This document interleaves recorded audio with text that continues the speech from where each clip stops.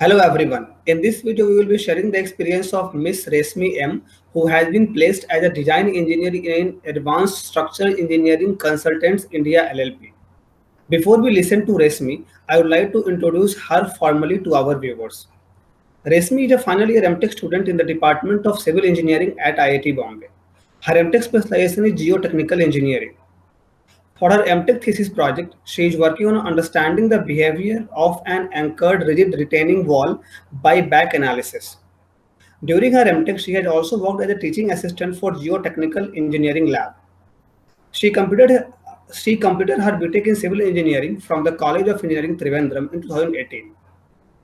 Without further delay, I would request Resmi to share her experience of getting placed in Advanced Structural Engineering Consultants India LLP. Thank you, Resmi. Thank you for joining us today. Thank you. Thank you for inviting me. Yes, Resmi. So, Resmi, could you please, let us know about the firm Advanced Structural Engineering Consultants India and the profile of design engineer that you have been offered. Okay, so Advanced Structural Engineering Consultants. From here on, I'll be saying as ASEC. So ASEC is an American firm. So it was founded in 1991. So in India, they have an office in Pune. The rest of their offices are in US. They have offices in Colorado, Texas, and all.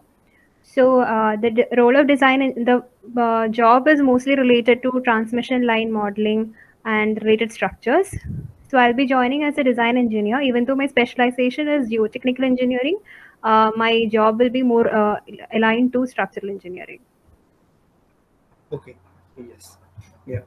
So, Resmi, your experience becomes important in this, in the sense that you have been placed in a very core form. So that's why your experience will help the incoming students. Now we can talk a bit about, the things which happened after signing the JAF. So could you please tell us, like, there were only one JAF of this company or more than one JAF? They were only they offered only one JAF. It was, I think it was a day five company. So the JAF was open for MTech and dual degree students, I believe. So okay, and it was open for MTech and dual degree students from civil, electrical, and mechanical. And later they opened for aerospace and MEMS. Okay, okay, yes, yes. Yeah. So, Miss, and finally, how many offers have been made by this company? The final shortlist were for four students. I'm talking about civil. They conducted interview for 11 students and they selected four of them. Okay, so four of them, and four of them are from civil engineering only. Yeah. Oh, Actually, I think two people are from structural engineering and one, that is me, from geotechnical engineering, and I think the other is from dual degree. okay, yes, Yeah. yeah. So, Resmi, after signing the JAF, was there any test of this company from this company? The test was more like an assignment. Actually, it was a task given by the HR.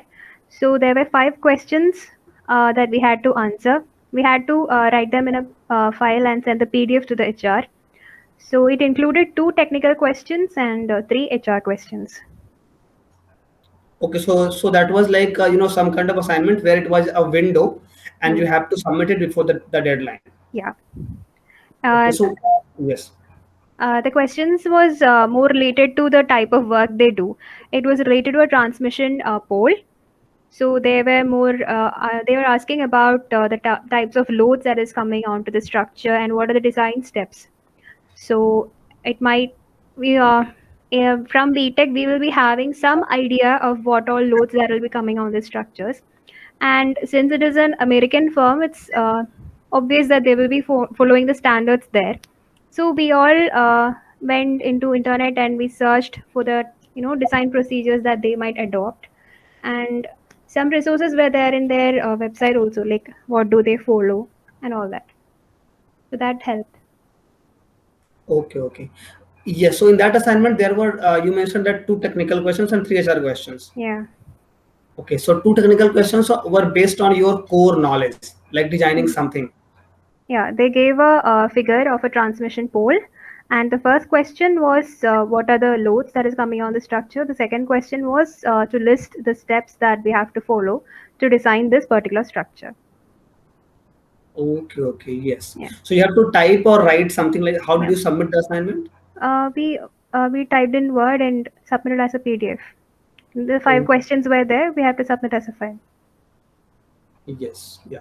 So I think, Miss, your BTech degree and the course which you have might have studied here, those things would have helped you in solving those technical questions. Yeah, for me, it's more what my BTech, whatever I have learned in BTech that helped. Okay, okay, Yeah. yes. And then coming to the HR questions, what were the HR questions in that Um, assignment? the first question, I think, one question was whether we'll be willing to relocate to Pune after the pandemic, and Yes. the second was career objective. What is your objective and in the long term. The other one, I forgot. Okay, okay, that's fine. So I think those were some kind of typical HR questions, Yeah. like, do you have an issue in relocation, or what are Hmm. your long-term or short-term career goals? Yeah. Yes, yes. So yes, so and there are any limitation on answering these questions, like how many words or something on answering these No, questions? no, no. Except the second question, except that design question. Like in design, they were mentioning that you have to have to write the answer in a page. That is it. Other questions didn't have any limit. Okay, so they wanted you to write as much as you can in the HR questions. Yes. Yeah. Yes, Resmi. So Resmi, was there like any CPI cutoff mentioned in the JAF? No, no. There was no CPI cutoff or anything. Okay, no CPI cutoff was there.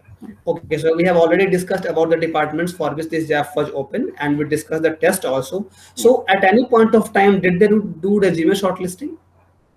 I don't think so. Actually, the task and all came in the blog itself. It was, I think, allowed to, those, everybody who signed the JAF were asked to sign the files.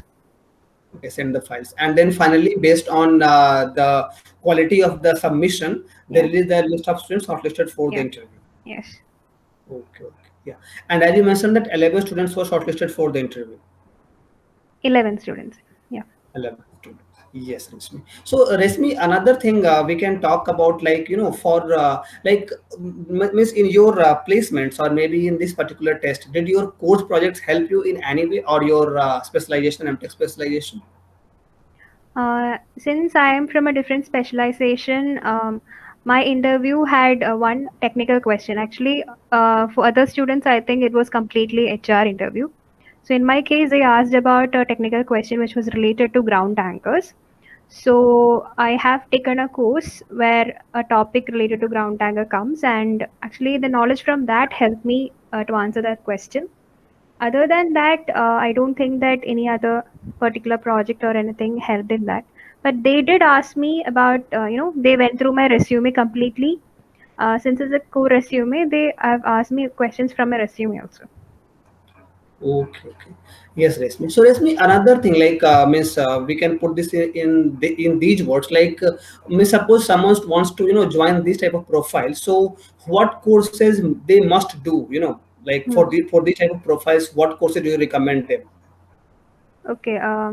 If it's see, basically in my case, I have shown that I have taken courses that were related to structural engineering in my resume. So they were, even though my projects were mostly related to, even my BTech project and MTech project, everything is related to geotechnical engineering. They asked me if I will be, comfortable to work with structures, and they were asking me whether I will be comfortable to work with RCC structures or steel structures. So I think if the student is comfortable, if the student is, thorough with what they have studied in BTech, we had a lot of structural engineering subjects. So if they are comfortable with working in all those things, then it will be fine. You don't have to do any extra courses. And yes, if they have bigger knowledge about steel structures, then it is very good. Yes. Okay. Yes. So that will give us an insight to to those who will be appearing for placement in the upcoming season. So like how they should mold the profiles and what are the various things which are expected from them actually. So, Resmi, you have already mentioned that your BTech curriculum helped you in, solving the assignment. Yeah. So, any extra measures or any extra preparations that you did for the test? Actually, for this particular profile, as I mentioned, I have gone through the uh, question and I downloaded the standards that they follow, the American standard for design that they follow, and it's using that code that I answer the questions that they give, the technical questions. Okay. Yes. Yeah. Yes. So, Resmi, now we can talk a bit about your resume, and you have definitely shaped your resume in a very impressive manner. So we can talk a bit about resume, like how should one shape their resume? Maybe from civil engineering perspective also, like you Mm. have prepared a core resume for your placement. So, any tips or tricks on how to shape your resume, or how did you shape your resume? So from my seniors, I have learned that in to shape a core resume, you have to give importance to our projects. So I'm not a person who have done a lot of POR or anything. So all I Hmm. had was my projects and course projects and my survey lab from BTech and the courses that I have taken. So I mentioned that, and the extra thing that I have done was I took a course on BIM4 structures. That was right after my gate and before joining IIT. So I utilized that time. I joined a center to study some civil engineering softwares like AutoCAD, Revit, STAAD Pro. All those are design and drafting softwares. So I was thinking that after my studies, if I have to work in industry, the knowledge on all these softwares will help me in somewhere or the other. So that is extra thing that I have done in like to go into the industry. Other than that, I have not done any extra projects. Okay. Okay. Yes. And Yeah. I have taken part in many webinars during the Yes. lockdown time. I have mentioned them. I was thinking, hoping for a geotechnical engineering firm. So all these webinars were geotechnical related. Yeah. Yeah. Yeah, so I think you utilized all the possible times in the very best possible way. Like in the lockdown, you were attending webinars, and also after writing the gate, when people take relax or get relaxed, you Mm. were doing some kind of another another work to learn some skills. So I think that also says a lot about your devotion and motivation that you wanted to learn the skills which industry requires actually. Yes. Yes, Resmi. So, Resmi, I think then we have covered, the things which happened before the interview. Anything you want to add in this part? Before the interview, actually there is a problem with the time zone. Actually, the interviewers were from US, and the interview started at 6:30. There was a company presentation for half an hour, and everybody were given a slot of half an hour each, and there were four panelists. So that was the first time that I'm facing a panel with four people, interviewing me for the first time. So I was nervous in the beginning, but actually they were very comforting, and it didn't feel like an interview. There were no much pressure or anything. They were really friendly, with Ye- everyone. Yes.